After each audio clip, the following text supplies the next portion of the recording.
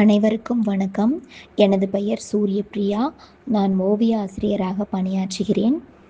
2-3 மாதங்களுக்கு முன்பாக ஈரோடு வாசல் அமைப்பு சிறுகதை போட்டி ஒன்றினை அறிவித்தார்கள். அதற்காக நான் ஒரு சிறுகதை எழுதினேன். அதுதான் நான் எழுதிய முதல் சிறுகதை. அந்த சிறுகதையைத்தான் தற்பொழுது நான் உங்களிடத்தில் பகிர்ந்து கொள்ள உள்ளேன். இந்த சிறுகதைக்கு நான் இட்ட தலைப்பு நினைத்தால் நடக்கும். வாருங்கள், கதைக்குள் செல்வோமா? செங்கல்பட்டிலிருந்து 20 மைல் தொலைவில் உள்ள செக்கூர் பகுதியைச் சேர்ந்த குடும்பம்தான் திரு மேகநாதன் குடும்பம். இவர் தாங்க நம்ம கதையினுடைய கதாநாயகன். அவருக்கு அழகான 2 பெண் பிள்ளைங்க. அவர்கள் 2 பேருமே 5ஆம் வகுப்பு படிக்கிறாங்க. ஆமாங்க, அவங்க 2 பேருமே இரட்டையர்கள். மனைவி சுபித்ரா. சின்ன விஷயத்துக்கு கூட மழை போல கோவிச்சுக்குவாங்க. மேகநாதன் ஒரு தனியார் நிறுவனத்துல கணக்கரா பணியாற்றி வருகிறான். இவன் நேர்மையானவனும் பண்பானவனும் கூட. இவர்களுடைய வீடு ஒரு பழமையான சிறிய வீடு. இதை சுட்டிக்காட்டி சுபித்ரா மேகநாதனை சரளமா தாக்கி பேசுவா. தண்ணி பிரச்சனை வேற, 2 நாளைக்கு ஒரு முறை தாங்க தண்ணி வரும். இன்னைக்கு வேற தண்ணி வந்துருச்சு. உடனே சுபித்ரா, என்னங்க தண்ணி வண்டி வந்துருச்சு, போய் தண்ணி கொண்டு வாங்க, எந்நேரமும் அந்த பேப்பரும் வேணாந்தான் அப்படிங்கிறா. சரி, அணுவையும் தனுவையும் கொஞ்சம் நேரமாக எழுப்பி விட்டுரு, இன்னைக்கு லீவ் முடிஞ்சு முதல் நாள் போகிறாங்க, கொஞ்சம் நேரமாக எழுப்பி விட்டுரு அப்படின்னு சொல்லிட்டு குடத்தை எடுத்துக்கிட்டு கிளம்புறான் மேகநாதன். வழியில் நின்ற வரிசையை பார்த்து பெருமூச்சு விடுறான். அவ்வளோ பெரிய வரிசை. பக்கத்து வீட்டு ஆடிட்டர் சதாசிவ ஐயர் நின்றதை பார்த்து சற்று ஆறுதல் அடைந்தான்.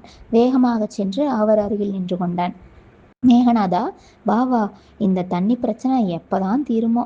ஆமாம் சார், இருக்கிற இத்தனை வேலையில் இது ஒரு பெரிய வேலை சார். மழை பெஞ்சா இந்த பிரச்சனையே இல்லையே, மழையே பெய்ய மாட்டேங்குது, என்னதான் பண்ணுறது? ஆமாப்பா, இந்த மழை வேண்டான்னு சொல்கிற ஊருக்கெல்லாம் பெய்யுது, ஆனால் தண்ணிக்கு தள்ளாடுற நம்ம ஊருக்கு பெய்ய மாட்டேங்குது. இதுக்கெல்லாம் காரணம் நாட்டில் இருக்கிற நல்லவங்களோட எண்ணிக்கை குறைஞ்சே போச்சு, அதான்ப்பா. இப்படி சதாசிவ ஐயர் மேகநாதனிடம் நொந்துகிட்டே இருக்காரு. பேசிய வாய் மூடல. அவருடைய தோள்பட்டையில் இடி விழுந்தது போல் தண்ணீர் குடத்தை இடித்துச் சென்றாள் ஒரு பெண்மணி. ஐயரின் மூச்சு சற்று நின்றே வந்திருக்கும். பாரு மேகநாதா, அடுத்தவருக்கு என்ன ஆனால் என்ன, நமக்கு நம்ம வேலை ஆனா சரின்னு இப்படி நடந்துக்கிறாங்க. இப்படிப்பட்ட மக்கள் இருக்கக்கூடிய இந்த பூமியில மழை எப்படிப்பா பெய்யும்? அதுக்குத்தான் நான் சொன்னேன்.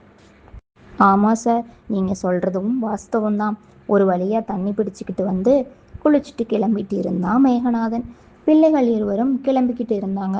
திடீரென என்னைக்கும் பெய்யாத மழை அன்னைக்கு வெளுத்து வாங்கிருச்சு. அணுவும் தனுவும் துள்ளி குதித்தனர். மேகநாதனும் மனதில் நல்லவர்களும் நாட்டில் இருக்கிறார்கள் தானே அப்படின்னு சொல்லி மனமகிழ்ச்சி அடைகிறான். ஆனால் சுபித்ராவோ கோபத்தின் உச்சிக்கே செல்கிறாள். இந்த வீட்டில் பூனை நாய் கூட வாழ முடியாது, ஆனால் என்ன பாவம் செஞ்சமோ தெரியல, நாங்கள் இந்த வீட்டில் வந்து இருக்கிறோம், எல்லாம் இந்த மனுஷனால தான் அப்படின்னு வந்துக்கிறா. சுபித்ரா, அட என்ன ஆச்சு உனக்கு? எதுக்கு இப்போ கத்திக்கிட்டு இருக்கிற? ஆமாம், நான் தான் கத்துறேன், இங்கே வந்து பாருங்க. மழைநீர் ஓட்டு வழியாக வீட்டினுள் சடசட என ஒழுகி கொண்டு இருந்தது. பார்த்ததும் மேகநாதனுக்கு பக்கென்றது. இதுக்குத்தான் வீடு கட்டலான்னு சொன்னேன். சொல்ற வார்த்தைய கொஞ்சம் கூட மதிக்கிறதே இல்லை. இப்ப உள்ள வர தண்ணிக்கு எத்தனை இடத்துல பாத்திரத்தை வைப்பீங்க? வீடு முழுக்க பாத்திரத்தை தான் வச்சு நிரப்பணும் அப்படின்னு சொல்றா. மேகநாதன் உடனே பாத்திரங்களை எடுத்து வைத்து கொண்டு, சுபித்ரா கொஞ்சம் பொறுமையாயிரு, நாளைக்கு இந்த வேலையை நான் செஞ்சு முடிச்சிடுறேன், ஓட்டு தண்ணியில ஓட்டு சந்தில் தண்ணி வராத மாதிரி பண்ணிடுறேன் அப்படின்னு சொல்றான். உடனே சுபித்ரா, செய்யறவங்களா இருந்தா இன்னைக்கே அந்த வேலையை செய்யறேன்னு சொல்லுவாங்க. இது நீங்க சொல்றது அத்தனையும் பொய். நாளைக்குன்னு சொல்றது நடக்காத ஒண்ணு, அதனாலதான் நாளைக்கு செய்யறேன்னு சொல்றீங்க அப்படின்னு சொல்றா. அட, இன்னைக்கு மழை பெஞ்சுக்கிட்டு இருக்குது, மழைக்குள்ள யாரை போய் கூப்பிடுறது? எப்படி வந்து இந்த வேலையை எப்படி செய்வாங்க? முதல்ல அதை சொல்லு முதல்ல அப்படின்னு சொல்றான். இல்ல, மழை என்ன இன்னைக்கு முழுக்கவா பெஞ்சிக்கிட்டு இருக்க போது? மழை கொஞ்ச நேரத்துல நின்று போயிட போது. அந்த வேலையை ஏன் இன்னைக்கு செய்யலாமே, நாளைக்குன்னு சொல்றது நடக்காது அப்படிங்கிறதுனால தான் நீங்க சொல்றீங்க. அப்படின்னு சொல்லி மேகநாதன் கிட்ட, ஒரு வீடு கூட ஒழுங்கா இல்லை, நான் என்னதான் பொழப்பு பொழைக்கிறேனே தெரியல அப்படின்னு ரொம்பவே கத்திக்கிட்டு இருக்கிறா சுபித்ரா. இதையெல்லாம் கேட்டுட்டு மேகநாதனுக்கும் கோபம் வந்துடுது. ஏய், நீ ரொம்ப பேசிக்கிட்டே இருக்கிற, ஒழுங்கா இருக்கதர்னா இரு, இல்லைன்னா நீ எங்கேயாச்சும் வேற எங்காச்சும் போய்க்கோ அப்படின்னு சொல்லி ரொம்பவே சத்தம் போட்டுறான். அணுவும் தனுவும் ரொம்பவே அழுதுகிட்டு புலம்பி இப்படி பார்த்துட்டு இருக்காங்க, அவங்களையே பார்த்துக்கிட்டு இருக்கிறாங்க. ஆனால் ரெண்டு பேரும் சண்டையை நிறுத்துற மாதிரி தெரியல. ரொம்பவே சண்டை முத்தி போய் ஒரு கட்டத்தில் ரொம்பவே சத்தம் போட்டு பேசிக்கிட்டு இருக்காங்க. அதனால குழந்தைங்க ரொம்பவே அழுதுகிட்டு இருக்காங்க. உடனே கொஞ்ச நேரம் கழிச்சு பார்த்தா வீட்டு கதவை தட்டுற சத்தம் கேட்குது. உடனே மேகனான் ஓடி சென்று வீட்டு கதவை நீக்கி விடுகிறான். வீட்டு கதவை நீக்கினதும் பக்கத்து வீட்டு ஐயரின் மனைவி பங்கஜம் மாமி வந்து நிற்கிறாங்க. மாமி வாங்க அப்படின்னு மேகநாதன் சொல்கிறான். சுபித்ரா எங்கே அப்படின்னு கேட்குறான். சுபித்ரா மாமி நான் இங்கே தான் இருக்கேன் அப்படின்னு சொல்கிறான். எங்கே உங்கள் குழந்தைங்க அப்படின்னு கேட்குறாங்க மாமி. உடனே மேகநாதன் குழந்தைங்க மாமி, நீங்கள் எங்கள் குழந்தைங்கள பார்த்தீங்களா அப்படின்னு திரும்பி திரும்பி பார்த்துட்டு கேட்குறான். ஆமாப்பா, உங்கள் குழந்தைங்க ரெண்டு பேரும் என் வீட்டில் தான் இருக்கிறாங்க, பயப்பட வேண்டாம். ரெண்டு பேரும் அழுதுகிட்டு இருந்தாங்க, அதனால தான் நான் கூட்டிகிட்டு போய் என் வீட்டில் உட்கார வச்சுருக்கேன். மழையில் நின்று அழுதுகிட்டு இருந்தாங்க அப்படின்னு சொல்கிறாங்க. உடனே மேகநாதன் மாமி வீட்டுக்கு சென்று குழந்தைகளை அழைத்து வருகிறான். கண்ணுங்களா, எதுக்கு தங்கங்களா அழுவீங்க அப்படின்னு சொல்லிட்டு கூட்டிகிட்டு வர்றான் மேகநாதன். உடனே மாமி, நான் சொல்கிற மேகநாதா, ரெண்டு பேரும் கொற்ற மலையில் நனைஞ்சிக்கிட்டு தெருவில் அழுதுகிட்டு நின்றுக்கிட்டு இருந்தாங்க. நான் ஜன்னல் வழியாக பார்த்துட்டு கூப்பிட்டு ரெண்டு பேரையும் கூப்பிட்டேன். ரெண்டு பேரும் வரமாட்டேன்னு அழுதுகிட்டே இருந்தாங்க. எவ்வளவோ கஷ்டப்பட்டு அவங்கள அதையும் இதையும் சொல்லி மலையில் நுழையக்கூடாது தங்கங்களா அப்படின்னு சொல்லி என் வீட்டுக்கு கூட்டிகிட்டு போய் உட்கார வச்சு கேட்டேன். அப்புறம்தான் சொன்னாங்க, எங்கள் அம்மாவும் அப்பாவும் ரொம்ப சண்டை போடுறாங்க, எங்களுக்கு பயமாக இருக்குது, அங்கே இருக்கவே முடியலை. அப்பா அம்மாவை எங்கேயாச்சும் போயிடுன்னு சொல்லிட்டாங்க. அம்மாவும் பெட்டி படிக்கையெல்லாம் எடுத்துக்கிட்டு இருந்தாங்க. அனு தான் சொன்னான், நாமளும் எங்காச்சும் போயிடலாம் அப்படின்னு சொன்னான். அதனால தான் நாங்கள் ரெண்டு பேரும் எங்கேயாச்சும் போயிடலான்னு வந்தோம். ஆனால் எங்கே போகிறதுனே தெரியல. அதனால தான் அழுதுகிட்டு அங்கேயே இருந்தோம். அப்புறம் நீங்கள் கூப்பிட்டீங்கன்ட்டு இங்கே வந்துட்டோம் அம்மாமி அப்படின்னு சொல்லி அழுகிறாங்க. இப்படி குழந்தைங்க மனசு எவ்வளோ காயப்பட்டிருக்குது பாருங்க. உங்களுக்குள்ள என்னதான் பிரச்சனை, எதுக்கு தினமும் சண்டை போட்டுக்கிட்டே இருக்கீங்க அப்படின்னு கேட்குறாங்க மாமி. மாமி, கல்யாணம் ஆன அன்னையிலிருந்து இப்படித்தான், ஏதோ ஒரு பிரச்சனையினால என்கிட்ட சண்டை போட்டுக்கிட்டே இருக்கிறது சுபித்ரா தான். ஆத்திரம் தாங்காமல் நானும் ஏதாச்சும் கத்திடுவேன். என்ன பண்ணுறது, மனுஷனாக பிறந்தா பிரச்சனை இல்லாமல் இருக்குங்களா மாமி?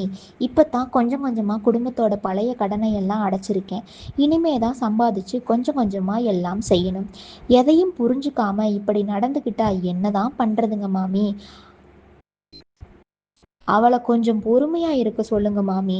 சடசர என உள்ளே சென்று துண்டை எடுத்து கொண்டு வந்து பிள்ளைகளின் தலையை துவட்டிவிட்டு துணிமணியை மாட்டிவிட்டாள். இருவரின் கன்னத்திலும் முத்தமிட்டு, தங்கங்களா, இனிமே இப்படியெல்லாம் பண்ணாதீங்க, நானும் அப்பாவும் இனிமே சண்டையே போட மாட்டோம் என்று சொல்லியபடி மேகநாதனை பார்த்தாள். மேகநாதன், நானா தினமும் சண்டைக்கு இழுக்கிறேன், நீ தானே கத்திக்கிட்டே இருக்கிற, இன்னைக்கு என்ன ஆச்சுன்னு பாரு. அணுவும் தனுவும் பாவம்டி, நமக்கு பிள்ளைங்களா பிறந்த பாவத்துக்கு அந்த குழந்தைங்க எவ்வளோ கஷ்டப்படுதுன்னு பாரு. மேகநாதா, இனிமே சுபித்ரா சண்டை போட மாட்டா. சுபித்ரா இந்த தேவையில்லாத வாக்குவாதம் குழந்தைகளை எப்படி பாதிச்சிருக்குன்னு பாருங்க. வெளியே ஆரன் சத்தம் கேட்டது. சுபித்ரா உடனே, கண்ணுங்களா, ஸ்கூல் வேன் வந்துருச்சு என்று கதவை நீக்கி, ரெண்டு பேரும் இன்னைக்கு ஸ்கூலுக்கு லீவுங்க அப்படின்னு சொல்லிட்டு வந்துடுறா. உடனே மேகநாதனை பார்த்து, நீங்களும் இன்னைக்கு ஆஃபீஸுக்கு லீவு போட்டுருங்க அப்படின்னு சொல்றா.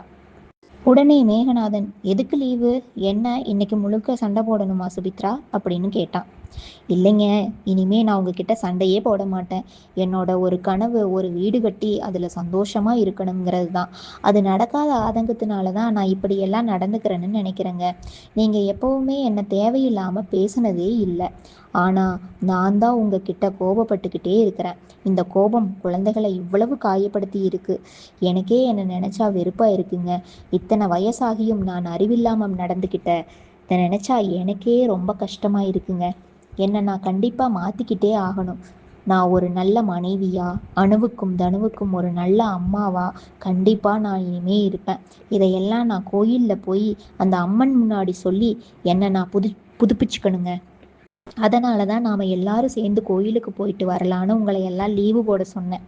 சரி சுபித்ரா, கோயிலுக்கு தானே போகணும், போயிட்டு வந்துட்டா போச்சு.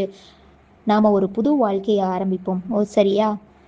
நீ மட்டும் கோபப்படலை. நானும் என்னோட கம்பெனி டென்ஷனை உன்கிட்ட காட்டியிருக்கேன்.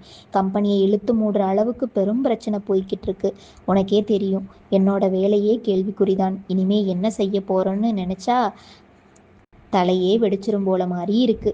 கவலைப்படாதீங்க, எல்லாம் சரியாயிடும். வாங்க கோயிலுக்கு போயிட்டு வரலாம். பங்கஜம் ஆண்டி ரொம்ப நன்றி, நாங்கள் கோயிலுக்கு போயிட்டு வரணும்னு சொல்கிறாங்க. சரி தங்கங்களா, இப்போ எப்படி இருக்கு பாருங்க. பார்க்கவே சொக்கநாதரையும் மீனாட்சியையும் பார்க்குற மாதிரி அத்தனை அழகாக இருக்குது. போயிட்டு வாங்க, இனி உங்கள் வாழ்க்கை சந்தோஷமாக இருக்கும் அப்படின்னு சொல்கிறாங்க. சரி மாமி, போயிட்டு வர்றோம் அப்படின்னு சொல்லிட்டு கிளம்புறாங்க. குழந்தைங்க உடனே அம்மா நாம் எந்த கோயிலுக்கு போகிறோன்னு கேட்குறாங்க. நம்ம பரமசிவபுரத்தில் இருக்கிற அம்மன் கோயிலுக்கு தம்பா போகிறோம் அப்படின்னு சொல்கிறாங்க. ஐ ஜாலி, வரும்போது ஐஸ்கிரீம் வாங்கிட்டாங்கப்பா. கண்டிப்பாக வாங்கி தரேன்டா செல்லங்களா அப்படின்னு சொல்கிறாரு. கோயில் தரிசனம் நன்றாக முடிந்து விட்டது. அப்படியே ஐஸ்கிரீம் கடைக்கு செல்கிறார்கள். ஐஸ்கிரீம் சாப்பிட்டு விட்டு வருகிறார்கள். பின்பு பக்கத்தில் இருக்கக்கூடிய துணி கடைக்கு சென்று பிள்ளைகளுக்கு துணியையும் வாங்கி கொடுக்கிறான் மேகநாதன். அப்படியே சுபித்ராவுக்கும் ஒரு புடவை எடுத்து தருகிறான். சுபித்ராவுக்கோ மன மகிழ்ச்சி. இன்று பொழுது பூகம்பமாய் வெடித்து பனிமழையாய் கரைந்தது. அடுத்த நாள் பொழுது விடிந்தது. மேகநாதன் பல் துளக்கியபடி வெளியில் நின்று கொண்டிருந்தான். ஆடிட்டர் சதாசிவம் ஐயர், மேகநாதா, உன் கம்பெனியில் ஏதோ பிரச்சனை என்று கேள்விப்பட்டேன். அப்படி என்னதான் பிரச்சனைப்பா அப்படின்னு கேட்குறாரு. சார், அது எங்கள் மேனேஜர் நல்ல தரமான ஆள் தான். ஆனால் அவருடைய அசிஸ்டண்ட் கொஞ்சம் ஆள் சரியில்லை. அதனால தாங்க இந்த பிரச்சனையே. ஒரு கான்ட்ராக்டர் கிட்ட பணத்தை வாங்கிட்டு அவங்க ஃபைல்ஸில் இருக்கிற பேப்பர்ஸை இன்னொரு ஃபைல்ஸில் வச்சு அவருக்கு தெரியாமல் கையெழுத்து வாங்கிட்டாரு. மேனேஜர் சாரும் அவர் மேலே வச்சிருக்கிற நம்பிக்கையினால் பார்க்காம கையெழுத்தை போட்டார். இதுதாங்க இந்த பிரச்சனைக்கு காரணம். கொஞ்ச நாளுக்கு அப்புறம் அந்த மோசடி கான்ட்ராக்டர் அரசாங்கத்தில் மாட்டிக்கிட்டு எங்கள் கம்பெனியை கை காமிச்சு விட்டுட்டான். அதுதாங்க இப்போ பிரச்சனையில் போய்கிட்டு இருக்கு அப்படின்னு சொல்கிறாரு. ஓ அப்படியா, சரி, உன் வீட்டு பிரச்சனை என்னாச்சு? மாமி சொன்னா, இப்போ எல்லாம் ஓகே தானா அப்படின்னு கேட்குறாரு. வீட்டில் இப்போல்லாம் ஒன்றும் பிரச்சனை இல்லைங்க ஐயா. இப்போ அதெல்லாம் ஒன்றும் பிரச்சனை இல்லை, நார்மலாக போய்கிட்டு இருக்குது அப்படின்னு சொல்கிறான். சரி, இப்போது உன்னோட கம்பெனியில் உன்னோட வேலையை தொடர முடியாது அப்படின்னா எங்கள் கம்பெனியில் ஒரு வேலை காலியாக தான் இருக்குது. அது உனக்கு ஏற்ற வேலை தான். கண்டிப்பாக உனக்கு அது வேலை கிடைக்கும். நீ ட்ரை பண்ணி பாரு அப்படின்னு சொல்கிறாரு. சார், நானே உங்ககிட்ட என் வேலையை பற்றி பேசலான்ட்டு இருந்தேன். நீங்களே கரெக்டாக சொல்லிட்டீங்க. கண்டிப்பாக நான் இன்னைக்கே உங்கள் கம்பெனிக்கு வர்றேங்க ஐயா அப்படின்னு சொல்கிறாரு. வா மேகநாதா, கண்டிப்பாக உன்னோட திறமைக்கு இந்த வேலை கண்டிப்பாக கிடைக்கும் அப்படின்னு சொல்கிறாரு. உடனே மேகநாதன் விறுவிறுப்பாக கிளம்பினான். சுபித்ரா, இன்னைக்கு நான் ஆடிட்டர் சதாசிவம் சார் கம்பெனிக்கு போகிறேன். அவருடைய கம்பெனியில் வேலை இருக்குன்னு சொன்னார். போய் பார்த்துட்டு வர்றேன். இந்த வேலை கிடைச்சா ரொம்ப நல்லா இருக்கும் தெரியுமா அப்படின்னு சொல்கிறான். உங்கள் திறமைக்கு இந்த வேலை நிச்சயம் கிடைக்குங்க, போயிட்டு வாங்க அப்படின்னு சொல்கிறா சுபித்ரா. அணுவும் தனமும் ஸ்கூலுக்கு கிளம்பிட்டாங்க. உடனே சுபித்ரா, கண்ணுங்களா, நல்லா படித்து நல்ல வேலைக்கு போய் கை நிறைய சம்பாதிக்கணும் அப்படின்னு சொல்கிறா. அவங்களுக்கு அறிவுரை சொல்லிக்கிட்டு இருக்கிறா. அப்பா மட்டும் வேலைக்கு போகிறதுனால எவ்வளோ கஷ்டம் சொல்லுங்கள். இப்போ நானும் கை நிறைய சம்பாதிச்சிருந்தா நம்மளுடைய ஆசைகளை எல்லாம் அழகாக நிறைவேற்றிட்டு சந்தோஷமாக வாழலாம்ல. அதுக்கு வழி இல்லாமல் போனதுக்கு காரணம் நான் படிக்காமல் போனது தான். அதனால் நீங்கள் நல்லா படிக்கணும் அப்படின்னு சொல்கிறாங்க. குழந்தைங்க 2 பேரும், கண்டிப்பாக அம்மா, நாங்கள் 2 பேரும் படித்து நல்ல நிலைமைக்கு வருவோம் அப்படின்னு சொல்லிட்டு ஸ்கூலுக்கு கிளம்பிட்டாங்க. அவங்க எல்லாம் போனதுக்கப்புறம் சுபித்ராவின் மனதில் ஏதோ எண்ணங்கள் தோன்றி மறைந்தன. நாம் இப்படியே இருந்தால் எப்படி வாழ்க்கையில் ஒரு நல்ல நிலையை அடைய முடியும் என்ற எண்ண அலைகள் அவளுடைய மனசுக்குள்ள வந்து போய்கிட்டு இருந்தது. மேகநாதன் பால்கோவா டப்பாவுடன் வீட்டினுள் நுழைந்தான்.